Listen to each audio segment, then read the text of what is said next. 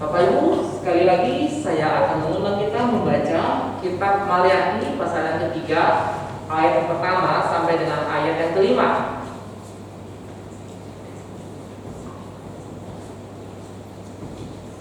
Saya membacakan ayat yang ketiga, tadi kan mulai bacakan ayat pertama dan ayat yang kedua, saya lanjutkan ayat yang ketiga sampai dengan ayat yang kelima. Ia akan duduk seperti orang yang memurnikan dan mentahirkan perak, dan ia mentahirkan orang Lewi, menyucikan mereka seperti emas dan seperti perak, supaya mereka menjadi orang-orang yang mempersembahkan korban yang benar kepada Tuhan. Maka persembahan Yehuda dan Yerusalem akan menyenangkan hati Tuhan, seperti pada hari-hari dahulu kala dan seperti tahun-tahun yang sudah-sudah. Aku akan mendekati kamu untuk menghakimi, dan akan segera menjadi saksi terhadap tukang-tukang sihir, orang-orang berzina, dan orang-orang yang bersumpah dusta, dan terhadap orang-orang yang menindas orang rebahan, janda dan anak piatu, dan yang mendesak ke samping orang asing dengan tidak takut kepadaku, firman Tuhan semesta alam. Amin.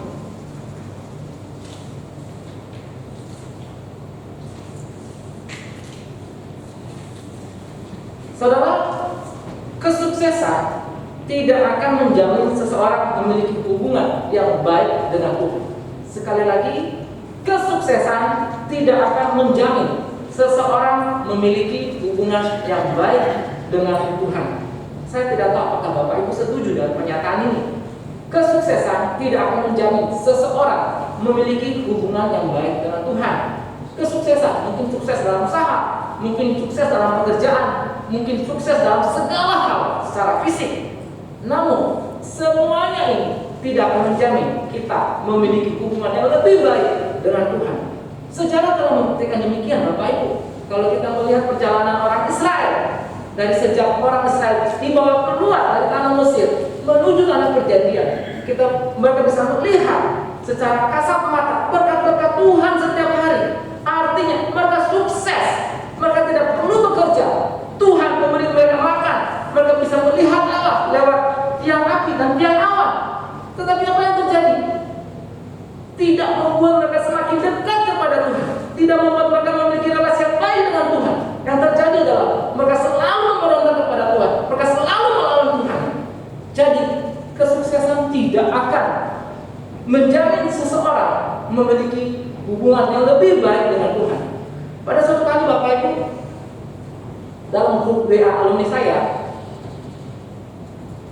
ada keluar pernyataan dari seorang teman.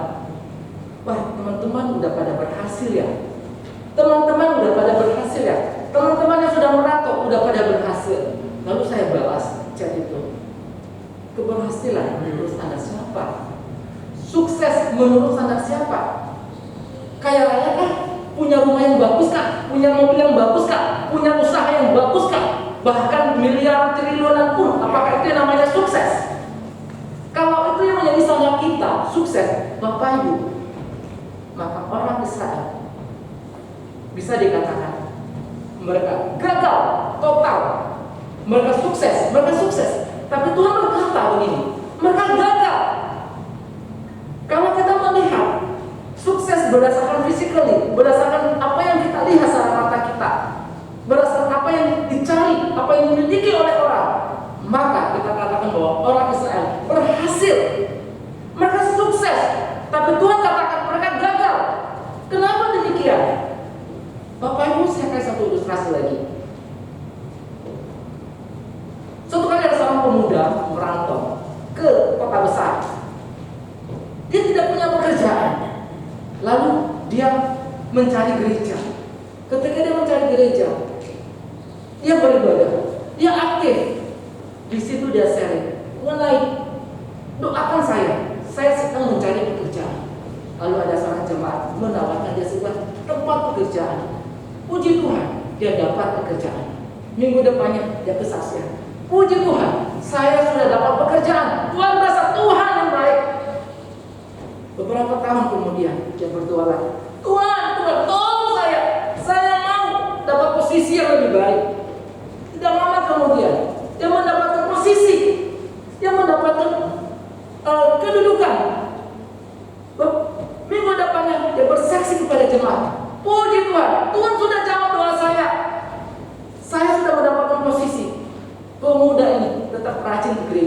tetap aktif di gereja, luar biasa. Pada endingnya Bapak Ibu, saudara sekalian, dia bergumul lagi, dia berdoa, Tuhan, saya mau kalau cuma posisi-posisi seperti ini, kayaknya seperti apa gitu ya, hidupnya nggak maju-maju. Endingnya Bapak Ibu, dia berada di posisi puncak. Dan ketika dia berada di posisi puncak itu ya, apa yang dia lakukan? Dia tetap datang gereja. Tetapi masalahnya Bapak Ibu, dia telah disibukkan oleh pekerjaannya. Kalau tadinya dia hanya mengurus, kalau tadinya ketika dia berada di posisi bawah gitu ya, dia hanya mengurus bagian-bagian yang kecil. Sekarang ketika dia berada di posisi atas, dia mengurus bukan hanya di dalam saja, tapi dia mengurus luar juga, hubungan dengan luar, hubungan dengan orang lain dan lain sebagainya. Sehingga begitu banyak waktu yang dia habiskan hanya untuk itu. Sekarang apakah dia rajin di gereja? Ketika dia keluar negeri, sudah tidak ada lagi waktu untuk gereja. Apakah dia ke persekutuan doa? Sudah tidak ada lagi waktu untuk persekutuan doa. Apakah dia sukses? Secara fisik, dia sukses? Iya. Dia punya banyak uang? Iya. Dia punya mobil yang bagus? Iya. Dia punya rumah yang bagus? Iya. Sukses. Pertanyaan terakhir, apakah dia sukses rohani? Apakah dia memiliki hubungan yang baik dengan Tuhan?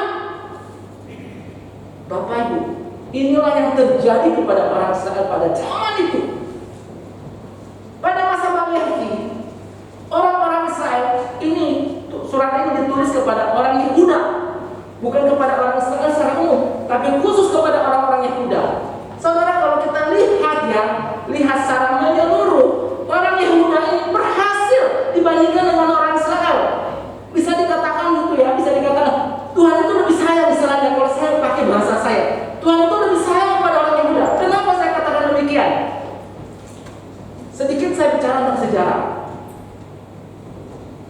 Orang Israel itu terbagi dua, kerajaan Israel dan kerajaan bagian selatan, kerajaan bagian utara dan kerajaan bagian selatan. Kerajaan bagian utara itu sudah ditawan ke negara lain. Mereka ini sudah dibuang. Sekali lagi, bangsa Israel ada 11 suku ya, 10 suku kalau saya tidak salah. Mereka itu sudah ditawan ke negara lain. Sementara Yehuda masih tinggal di negaranya mereka.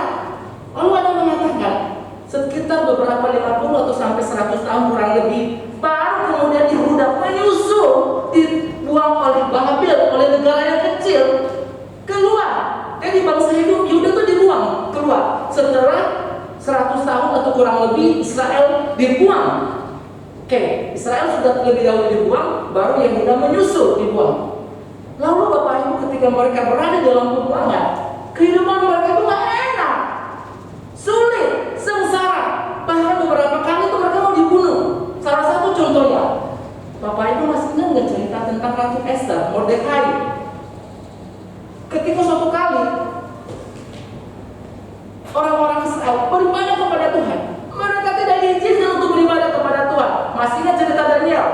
Ketika dia beribadah kepada Tuhan, lalu dia dilaporkan bahwa ini bukan Nezer dengan teman-temannya menyembah kepada Tuhan, tidak menyembah kepada Baal.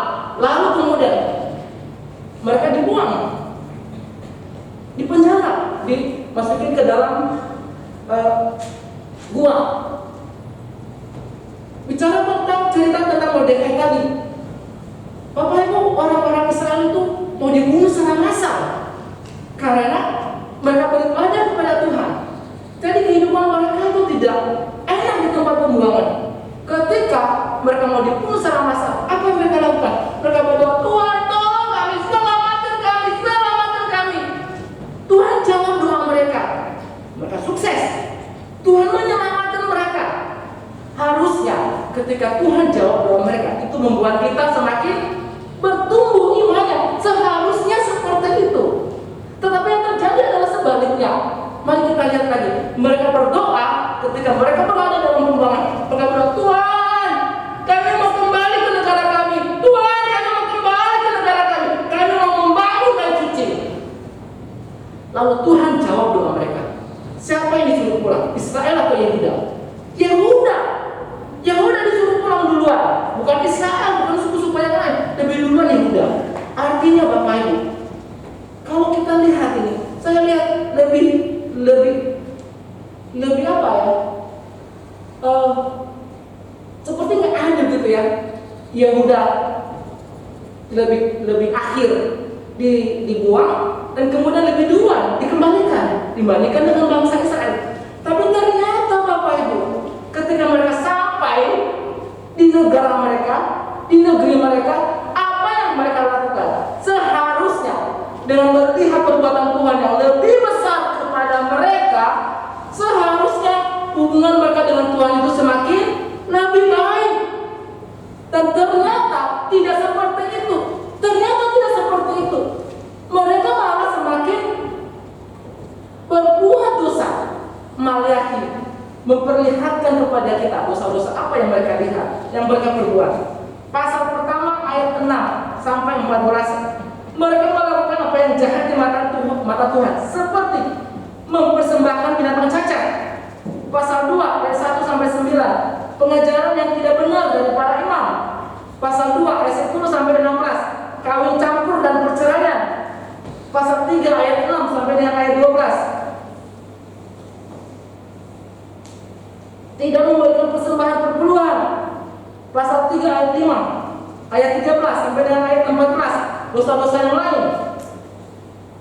Saudara, begitu banyak berbagai macam dosa-dosa yang mereka perbuat. Intinya adalah setelah mereka sampai di tanah Yehuda, terjadi kemerosotan moral, terjadi kemerosotan kerohanian yang seharusnya Bapak Ibu, yang seharusnya dengan melihat kesuksesan yang mereka telah terima dari Tuhan, itu membuat mereka semakin dekat kepada Tuhan, semakin menyembah Tuhan, semakin belajar dengan Tuhan. Tetapi ternyata tidak seperti itu. Ternyata terjadi adalah kebalikannya. Terjadi kemerosotan moral, terjadi kemerosotan kerohanian. Di tengah-tengah kemerosotan ini, Maliaki menubuatkan Tuhan ingin melakukan pembaharuan.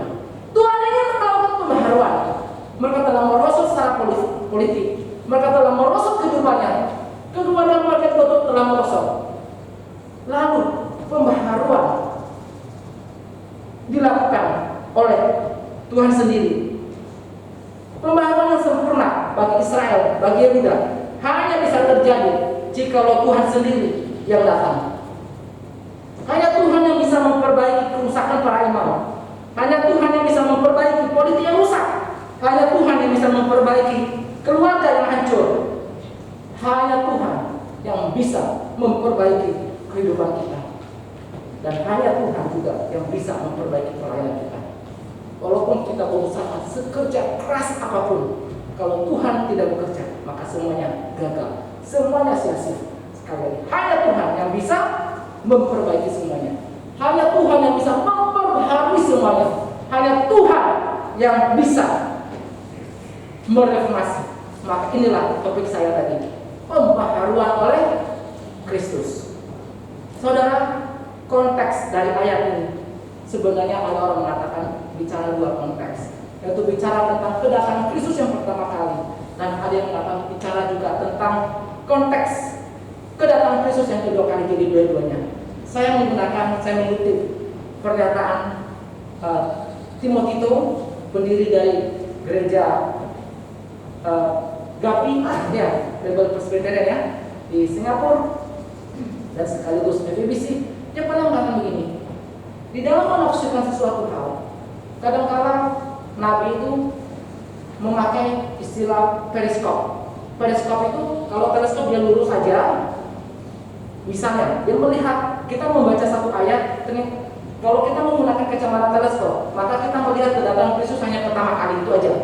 Tapi kadang-kala seorang nabi, dia menggunakan kacamata periskop. Jadi bisa seperti ini, bisa lurus. Jadi ada kemungkinan di dalam teks yang kita baca tadi, ada kemungkinan bicara tentang kedatangan Yesus yang pertama kali dan kedatangan Yesus yang kedua kali. Pasal 3 ayat pertama sampai dengan ayat 4 bisa menunjuk kepada kedatangan Yesus yang pertama kali, kemudian ayat 5 bisa menunjuk kepada kedatangan Yesus yang kedua kali. Poin pertama adalah pembaharuan kedatangan Kristus. Pembaharuan melalui kedatangan Kristus. Ayat pertama. Bisa minta tolong ayat yang pertama? Itu. Sekali lagi, apakah suara saya jelas di sana?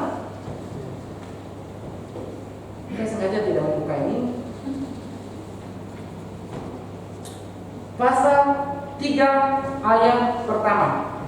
Lihat, aku menyuruh utusanku supaya ia mempersiapkan jalan di hadapanku. Dengan mendadak Tuhan yang kamu cari itu akan masuk ke baiknya. Malaikat perjanjian yang kamu kehendaki itu sesungguhnya ia datang, firman Tuhan semesta alam.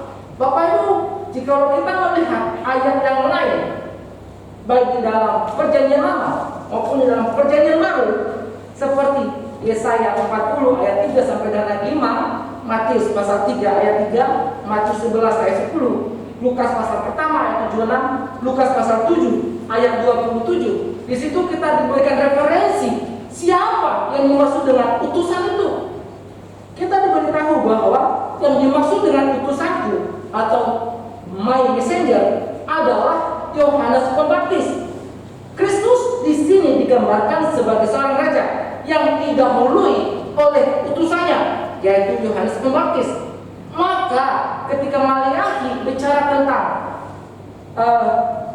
di ayat pertama tadi, lihat aku menyuruh utusanku, ada kata utusanku, supaya ia mempersiapkan jalan di hadapanku. Dengan mendadak Tuhan, di situ ada kata Tuhan yang kamu cari itu akan masuk ke baiknya.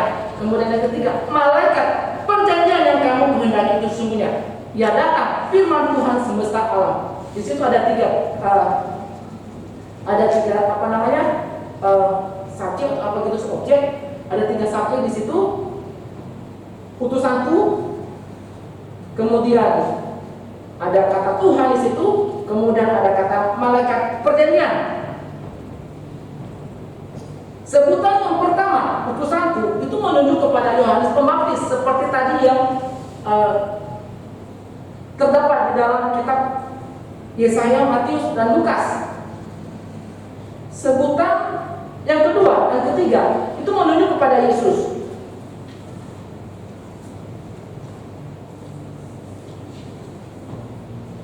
Menunjuk kepada Yesus sebagai raja, sementara sebutan malaikat perjanjian, messenger of the covenant, menunjuk kepada Yesus sebagai pengendara.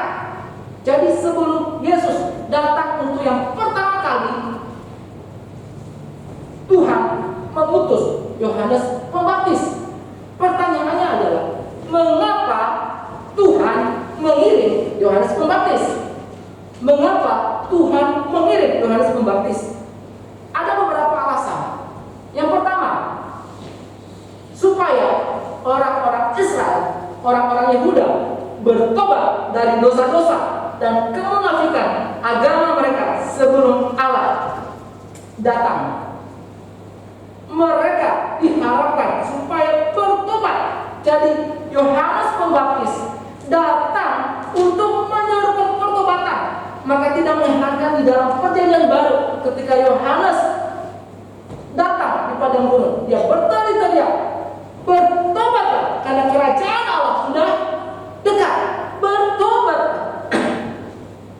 Dia menyuruhkan pertobatan. Kata bersihkanlah jalan dalam bahasa Inggrisnya clear the way. Artinya apa? Menunjukkan bahwa jalannya, menunjukkan jalan itu penuh dengan kotoran dan perlu untuk dibersihkan dulu. Kotoran apa yang dimaksud? Yaitu dosa-dosanya orang-orang Yahudi, dosa-dosanya orang-orang Israel sebelum Yesus datang. Dosa-dosa itu harus dibersihkan terlebih dahulu. Harus dibersihkan terlebih dahulu. Dengan cara apa? Pertobatan. Saudara, sama halnya dengan kita pada zaman sekarang. Sebelum kita datang kepada Tuhan, yang harus kita lakukan adalah mempersiapkan hati kita menerima Tuhan. Artinya kita sudah sadar akan setiap dosa-dosa kita. Kita telah sadar akan setiap kesalahan-kesalahan kita. Dan ketika kita datang kepada Tuhan, kita berkata kepada Tuhan, Tuhan, ampunilah saya akan setiap kesalahan yang telah saya perbuat, akan setiap dosa yang telah saya perbuat. Ampuni saya Tuhan. Maka Tuhan mau menerima kita. Alasan yang kedua adalah untuk menyingkirkan semua rintangan ketidaktaatan yang menghalangi arus kemurahan dan berkat-berkat Tuhan. Tuhan datang kepada orang Israel. Tuhan datang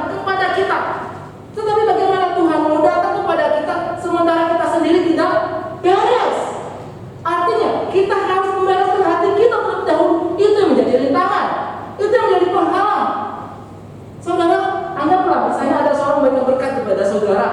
Tetapi ada satu relasi yang belum terselesaikan. Kalau misalnya belum terselesaikan, apakah Bapak Ibu berani datang kepada orang itu? Ini loh makanan, ini adalah berkat untukmu. Orang itu bisa mencabut ya, nanti itu ada racun gitu loh. Ada sesuatu yang main apa gitu, yang main sembunyi. Tapi kita harus bereskan terlebih dahulu, baru kita bisa memberikan sesuatu. Tuhan memberkati kita, Tuhan memberikan kemurahannya, Tuhan menyatakan anugerahnya kepada kita, Tuhan menyatakan kemurahannya kepada bangsa Yehuda. Tapi dengan satu syarat apa? Bereskan dulu terlebih dahulu dosa-dosanya. Bereskan dulu, itu yang paling penting. Itu poin yang terpenting. Bereskan dulu masalahnya, bereskan dulu dosa-dosanya. Kalau tidak beres, maka anugerah itu tidak akan nyata kepada bangsa Israel.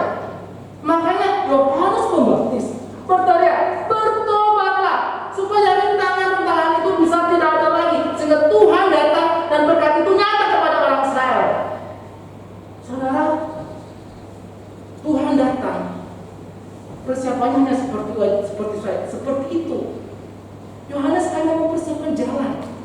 Tapi coba bayangkan gitu ya, kalau presidennya datang, itu luar biasa. Saya ingat sekali pada waktu saya di Singapura ketika saya sekolah di sana. Suatu kali ada pertemuan antara presiden Singapura dengan presiden Indonesia kalau saya nggak salah ya, di Shangri-La Hotel kalau saya nggak salah. Di Shangri-La Hotel, saya tahu apa nama gedung itu. Disitulah True Life beribadah. Dan apa yang terjadi pada waktu ketika mereka mempersiapkan semua kedatangan tamu ini ya, setiap lantai di situ ada sniper, polisi atau tentara gitu. Selalu ada snipernya di situ. Berapa radius jaraknya mengamankan pertemuan presiden antar kedua negara supaya tidak ada rintangan.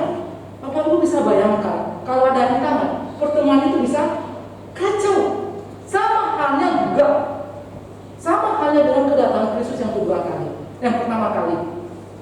Semuanya harus dibereskan. Kalau tadi saya bicara tentang pertemuan fisik, tetapi yang dimaksudkan oleh Yohanes Pembaptis adalah bukan pertemuan fisiknya, bukan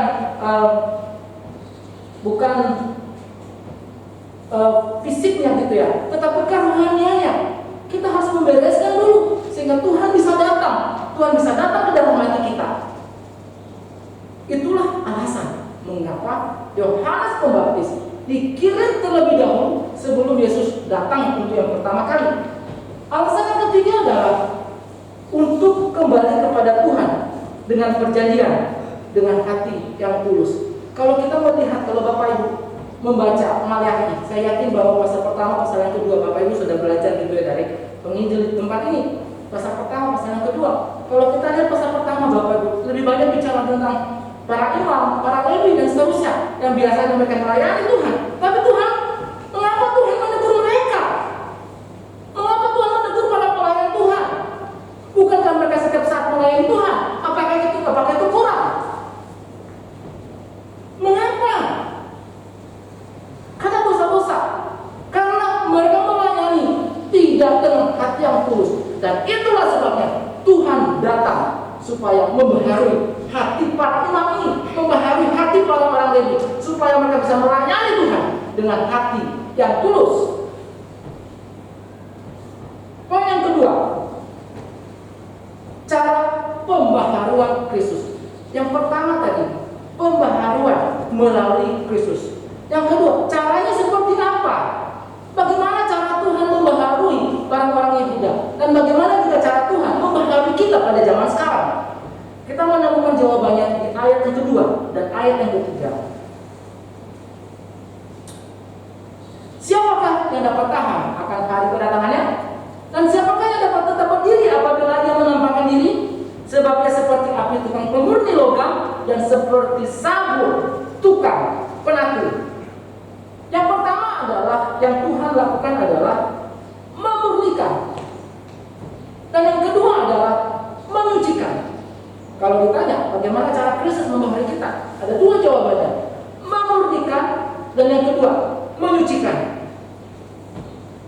Dia memurnikan kita seperti tukang pengrajin perak yang membersihkan logam. dari kotorannya. Di ayat yang kedua kita menemukan ada dua orang di situ, dua pekerjaan, tukang pemurni logam dan tukang pelatu. Kita bahas tentang yang pertama, tukang pemurni logam. Tukang logam selalu menggunakan api dalam memurnikan logam. Apakah itu emas, apakah itu perak.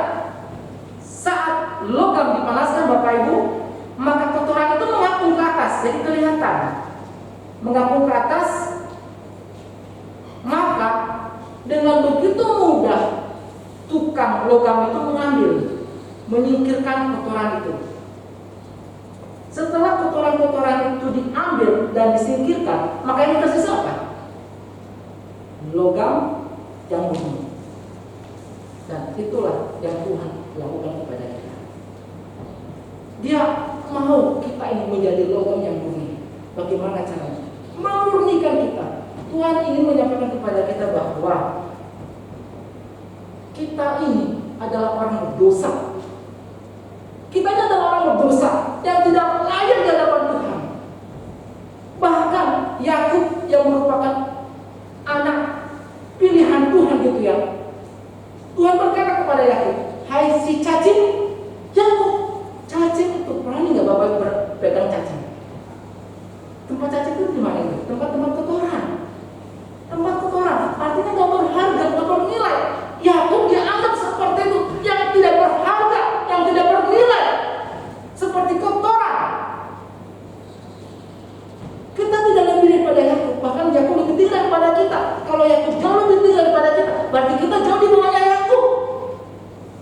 Kalau Yakub aja dianggap tidak bernilai, berarti kita juga tidak bernilai, kita tidak berharga. Kenapa? Karena kotoran itu. Lalu bagaimana caranya supaya kita berharga di mata Tuhan? Tuhan akan mengambil setiap kotoran-kotoran itu, yang menyingkirkan setiap kotoran-kotoran itu, sehingga ketika kotoran itu disingkirkan, maka kita menjadi berharga di mata Tuhan. Kotoran apa yang dimaksud? Dosa-dosa kita, dosa-dosa Bapak Ibu, dosa-dosa saya. Itu semua harus disingkirkan sehingga kita menjadi logam yang berharga, logam yang mulia, logam yang murni. Itulah keberadaan kita, dan itulah yang dilakukan Tuhan Yesus kepada saya dan kepada Bapak Ibu. Itulah yang Tuhan lakukan kepada orang-orang Israel pada waktu itu. Itulah yang Tuhan lakukan kepada orang-orang Yahuda yang sudah berbuat dosa di hadapan Tuhan. Tuhan ingin membaharui orang-orang Yahuda dengan cara apa? Memurnikan mereka. Saudara, ada orang mengatakan begini, teks ini bicara tentang pemurnian yang dilakukan oleh Yesus terhadap dosa-dosa bawaan kita, status kita, bicara tentang status kita. Karena dosa Adam dan Hawa, maka semua manusia telah jatuh dalam dosa, termasuk saya, termasuk Bapak Ibu. Maka karena kita sudah berbuat dosa, karena Adam dan Hawa berbuat dosa, maka kita tidak memiliki hubungan yang baik dengan Tuhan. Hubungan kita dengan Tuhan sudah rusak oleh karena dosa, oleh karena kotoran tadi. Bagaimana caranya supaya hubungan itu tercipta kembali? Maka kotoran itu harus diambil. Lewat cara apa? Yesus datang ke dalam dunia ini. Yesus datang ke dalam dunia ini. Setelah dia datang ke dalam dunia ini, apa yang dilakukan oleh Yesus? Apakah dia hanya sekedar datang? Tidak. Yang dia lakukan adalah dia melayani kita. Bahkan Alkitab ada kemungkinan kurang lebih dia berada di bumi ini kurang lebih 30 tahun. Dia melayani kita, Bapak Ibu. Yang endingnya adalah ketika dia mati di atas kayu salib. Sebelum dia mati di atas kayu salib, dia dihina, dia dicaci maki, dia dipukul, dia ditolak, sampai akhirnya di atas kayu salib dia mati. Kenapa dia lakukan itu? Supaya kita dimurnikan. Kemurnian Kristus diberikan kepada kita yang tidak murni. Saya, Bapak Ibu, tidak murni, tetapi kemurnian Kristus diberikan kepada kita ketika dia mati di atas kayu salib, sehingga status bawaan kita berubah dari orang yang berdosa menjadi orang yang tidak berdosa. Sama hanya misalnya kita yang tadinya masih kawin atau tidak kawin. Jawabannya yang masih remaja mengatakan apa? Tidak kawin, bukan belum kawin misalnya gitu ya, tidak kawin. Setelah menikah, status berupa apa? Kawin. Status kita juga berubah dari orang berdosa setelah Tuhan memurnikan kita. Setelah Tuhan memurnikan kita, maka status kita berubah, bukan lagi orang berdosa, tetapi orang tidak berdosa. Status kita berubah menjadi anak-anak Tuhan. Maka Yohanes pertama ayat ke-12 bilang apa? Kita diberikan hak istimewa sebagai anak-anak Tuhan. Status kita sudah berubah. Kenapa? Karena kita sudah dimurnikan. Cara pembaharuan Kristus yang kedua, menyucikan.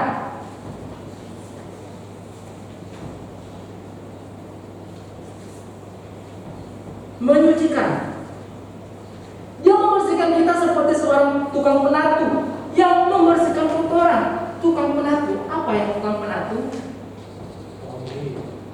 Kayak laundry gitu ya, tukang penatu. Kita yang masih muda-muda ini, masih muda gitu ya.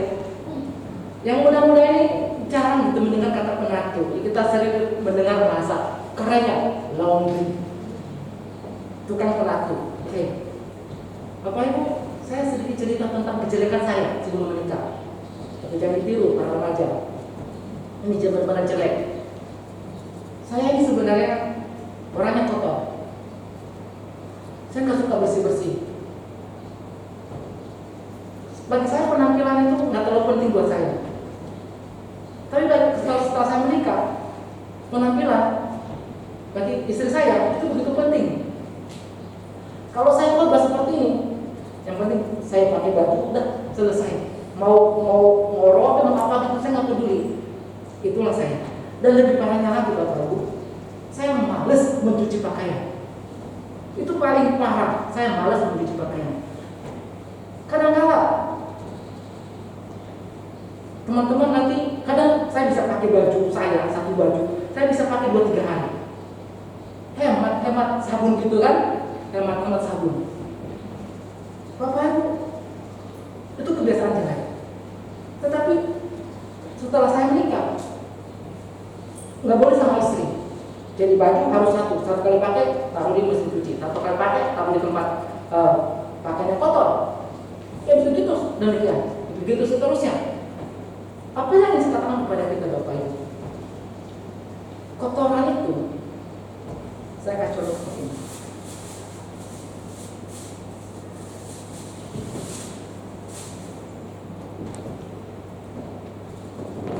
Ini baru Bapak Ibu, jadi ini nggak bau, baru beli, ini masih ada mereknya.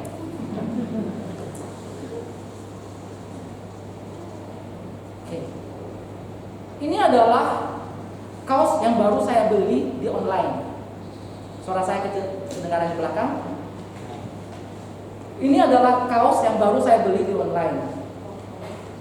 Lalu ketika saya beli, ternyata di sini ada kotoran. Bapak Ibu bisa melihat? Di sini ada kotoran. Oke. Saya tidak jual baju ini lah ya. Saya tidak jual. Saya bukan penjual baju di sini. Lalu apa sih hubungannya dengan khotbah saya?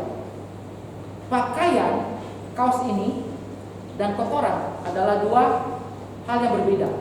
Pakaian, kotoran. Jelas? Pakaian tidak pernah dibilang kotoran tidak pernah dibilang pakaian. Dua hal yang berbeda.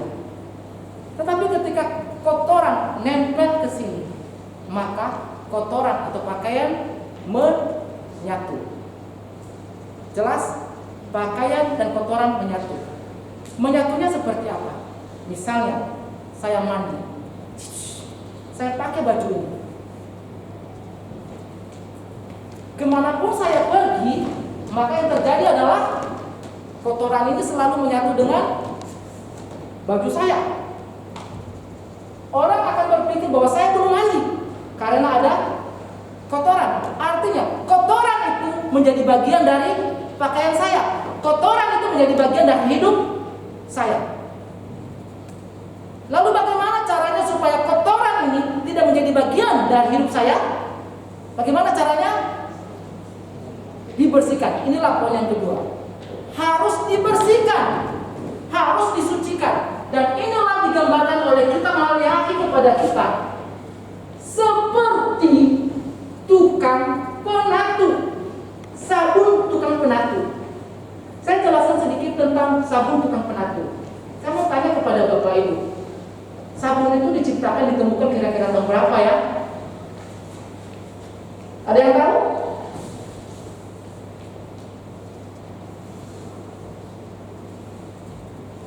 Karena orang-orang banyak mencoba mencari-cari kesalahan kitab suci.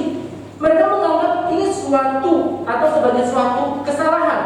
Karena pada zaman itu lebih kurang 2500 tahun yang lalu belum ada sabun. Atau kira-kira sudah ada sabun pada zaman itu? Belum ada sabun. Kata Ibrani yang diterjemahkan sabun di sini itu hanya keluar 2 kali di dalam kitab suci, yaitu di dalam Yeremia pasal 2 ayat yang ke-22 dan di dalam ayat ini Maliaki 3 ayat yang kedua. Itu hanya 2 kali kita menemukan kata sabun. Calvin berkata bahwa terjemahan hurufiahnya sebetulnya bukanlah sabun, tetapi dalam bahasa Inggrisnya the heart of the fuller, tumbuh-tumbuhan tukang penatu. Itu artinya tumbuh-tumbuhan tukang penatu. Jadi menunjukkan tumbuh-tumbuhan ini sejenis tanaman yang setelah dibakar kemudian menjadi abu, dan abu ini dicampur dengan air. Setelah dicampur dengan air, mungkin saja berbusa, mungkin saja gitu ya. Kemudian inilah yang dipakai sebagai cairan untuk membersihkan pakaian. Jadi bukan sabun. Lalu cairan itu bisa dipakai untuk membersihkan dan menghilangkan kotoran ini. Saudara, seperti itulah yang Tuhan lakukan kepada saya, kepada Bapak ini. Kotoran itu adalah dosa-dosa kita, dosa, kesalahan-kesalahan kita. Kita dan dosa, 2 hal yang berbeda. Saya adalah bukan dosa, dosa adalah bukan Bapak Ibu, 2 hal yang berbeda. Tetapi ketika kita hidup dalam dosa, dosa itu menyatu dengan kita. Maka kemanapun kita pergi, dosa itu selalu ada di dalam bagian hidup kita. Lalu bagaimana caranya membersihkan dosa itu? Caranya adalah Kristus datang untuk yang pertama kali. Dia mati untuk saya, dia mati untuk Bapak Ibu, dia mau bersihkan dosa-dosa itu. Asalkan Bapak Ibu mau datang kepada Tuhan. Bapak Ibu mau datang kepada Tuhan? Itulah caranya menyelesaikan dan menyucikan dosa-dosa kita. Kalau bagian ini bicara tentang kesalahan mungkin ya setiap hari kita lakukan dan pertobatan yang terus-menerus kita lakukan.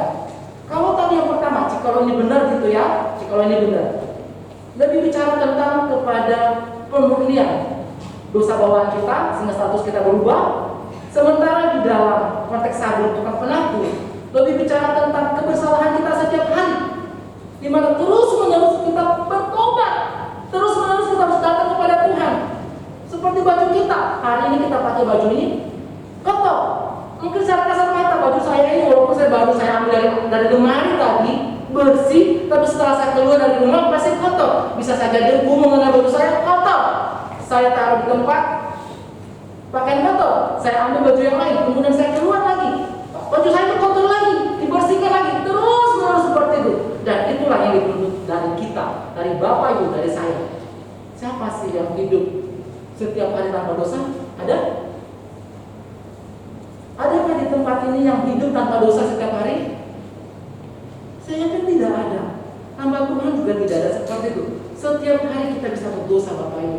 Tetapi yang dituntut dari Bapak Ibu adalah apa? Pertobatan yang terus menerus. Pertobatan yang terus menerus. Dosa bisa menghalangi kita bersekutu dengan Tuhan. Tapi ketika kita berdosa, kita datang kepada Tuhan, rintangannya pun bisa terselesaikan. Bapak Ibu ketika datang ke tempat ini, Bapak Ibu ada ambil saat teduh, Bapak Ibu ada ambil waktu sejenak untuk berdoa secara pribadi. Tuhan, saya mau beribadah, ampuni setiap dosa-dosa saya, sehingga saya bisa berkenan beribadah kepada-Mu. Dosa bisa menghalangi kita bersekutu dengan Tuhan. Itulah gunanya saat teduh. Itulah gunanya Bapak Ibu ketika pertama kali datang ke tempat ini, duduk, ambil beberapa detik, beberapa menit untuk berdoa, untuk bersaat teduh sebentar. Poin yang ketiga,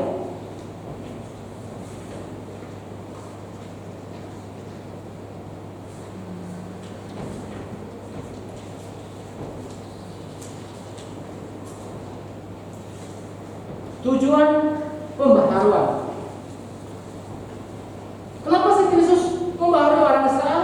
Kenapa si Kristus membaharui orang Yehuda? Kenapa si Kristus membaharui kita? Jawabannya ada dua. Kita bisa temukan di dalam ayat 3 sampai dengan ayat yang kelima.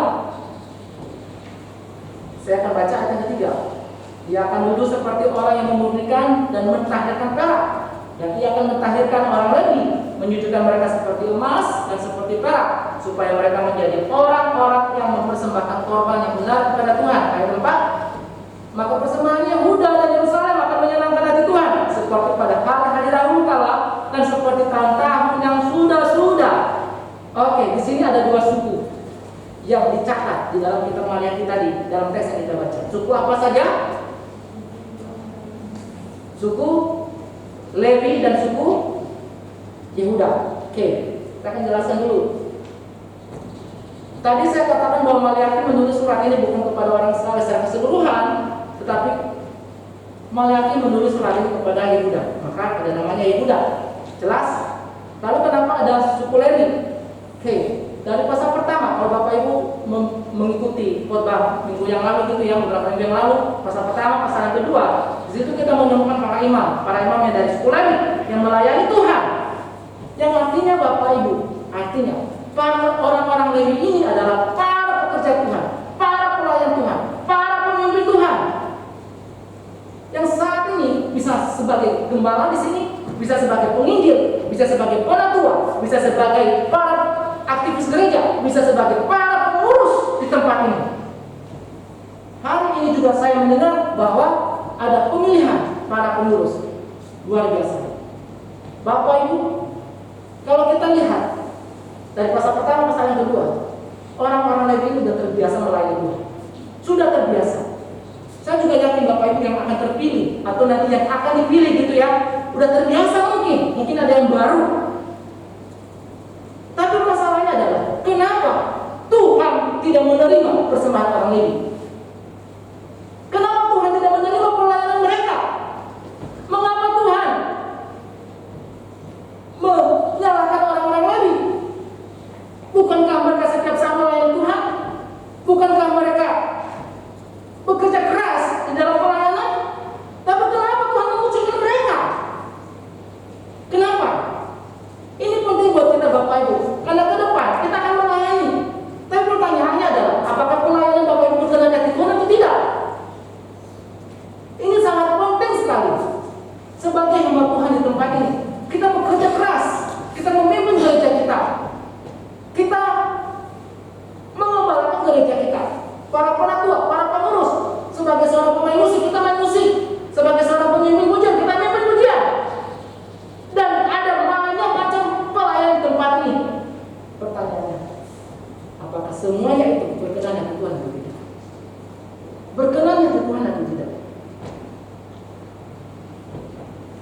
Kenapa lebih duluan disebutkan suku Lewi, baru kemudian suku Yehuda? Kenapa tidak disebutkan suku Yehuda dulu, baru disebutkan suku Lewi? Saya coba menafsirkan ini gitu ya, dalam pandangan konsepnya saya. Tidak disebutkan Yehuda duluan, tapi disebutkan Lewi duluan. Kenapa? Karena orang Lewi menjadi contoh bagi jemaat. Hamba Tuhan, para pengurus, para diakon adalah contoh bagi jemaat. Contoh, kalau para pengurusnya aja tidak bisa melayani Tuhan dengan baik, maka jemaat Tuhan juga akan melakukan yang sama.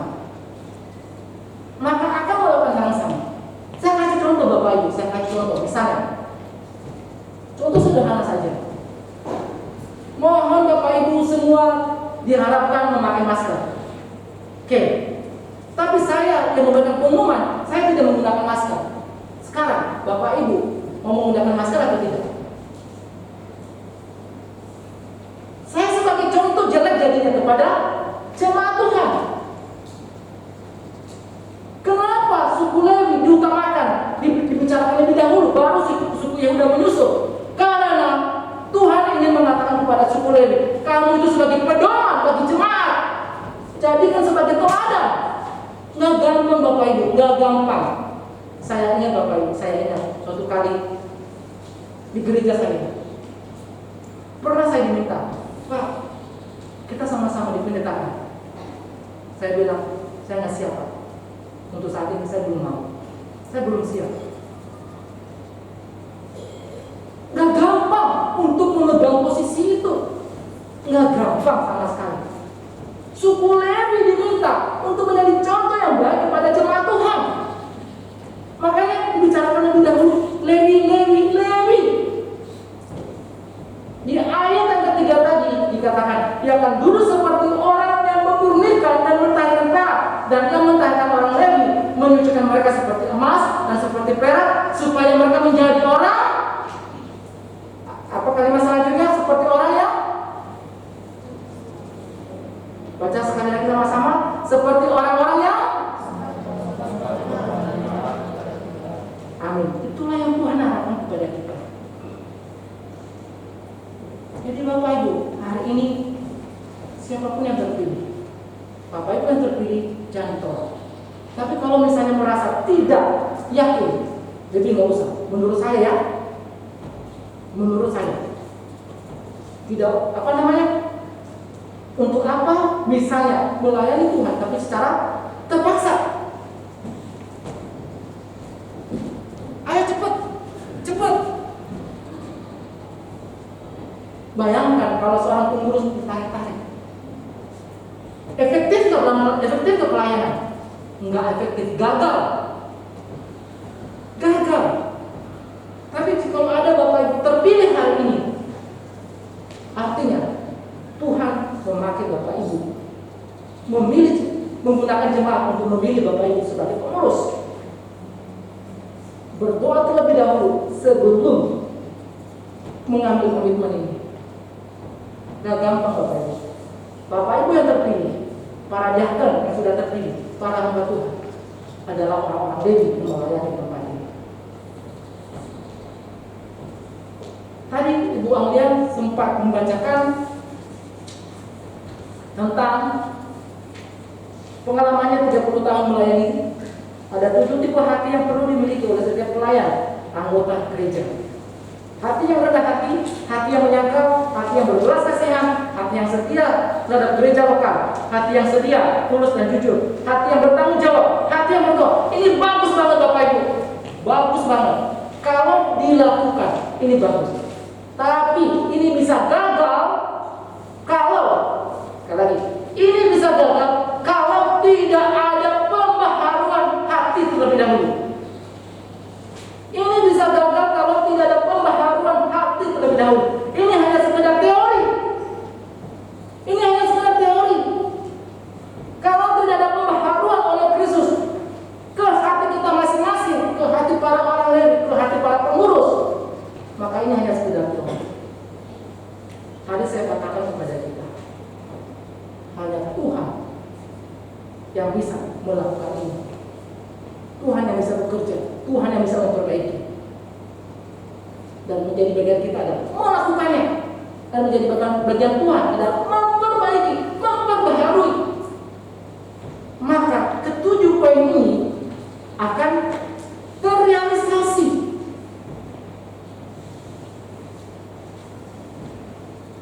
Jadi tujuan dari pembaharuan adalah supaya hidup dan pelayanan kita berkenan di hati Tuhan. Supaya hidup dan pelayanan kita berkenan di hati Tuhan. Tujuan pembaharuan yang kedua adalah ada di ayat yang kelima. Aku akan mengingati kamu untuk menghakimi dan akan segera menjadi saksi terhadap tukang sihir, orang-orang berzina, dan orang-orang yang bersumpah dusta, dan terhadap orang-orang yang menindas orang paha, janda, dan anak piatu, dan yang mendesak ke samping orang asing dengan tidak takut kepadaku, firman Tuhan semesta alam. Tujuan yang kedua adalah menghakimi. Saudara, kalau Tuhan sudah memilih siapa tadi yang berkenan kepadanya, berarti sisanya adalah orang-orang yang tidak berkenan kepadanya. Maka orang-orang yang tidak berkenan kepadanya mau diapain? Dihakimi. Kalau kita ngikutin konteksnya tadi, saya menggunakan kacamata periskop, bicara tentang penghakiman yang kedua kali. Penghakiman akan datang ketika Yesus datang itu yang kedua kali. Jadi hari ini kita belajar 3 poin. Yang pertama, pembaharuan melalui kedatangan Kristus. Yang kedua, cara pembaharuan. Ada 2 cara pembaharuan tadi. Apa itu? Pertama, memurnikan. Yang kedua, menyucikan. Saya yakin Bapak Ibu tidak lupa ilustrasi saya ini. Mungkin lupa yang lain, saya yakin ini nggak lupa. Karena suatu kali juga ada jemaat yang ngomong ke saya, "Pak, saya lupa yang lain, tapi saya ingat ilustrasi Bapak." Itu yang paling penting buat dia, ilustrasinya. Tapi paling tidak ilustrasi itu bisa mengingatkan kita atas mengenai konteks yang saya sampaikan kepada kita. Poin yang ketiga, tujuan pembaharuan. Ada 2 tujuan pembaharuan. Yang pertama, supaya hidup dan pelayanan kita dapat berkenan di hati Tuhan. Yang kedua, menghakimi. Mari kita berdoa. Saya mohon Ibu Ambiang mengucap syukur atas pengakuan yang kita dengarkan hari ini. Bapak di surga, terima kasih untuk firman Tuhan. Sekali lagi mengingatkan kami sebagai pelayan Tuhan, sebagai jemaat-Mu Tuhan yang berkomitmen untuk melayani-Mu. Kiranya Tuhan Engkau memberkati sehingga firman ini bisa dilakukan oleh para pelayan-Mu dan jemaat-Mu Tuhan, dan hidup kami bisa dimurnikan, disucikan oleh-Mu Tuhan, dan para pelayan juga bisa mempersembahkan korban yang benar di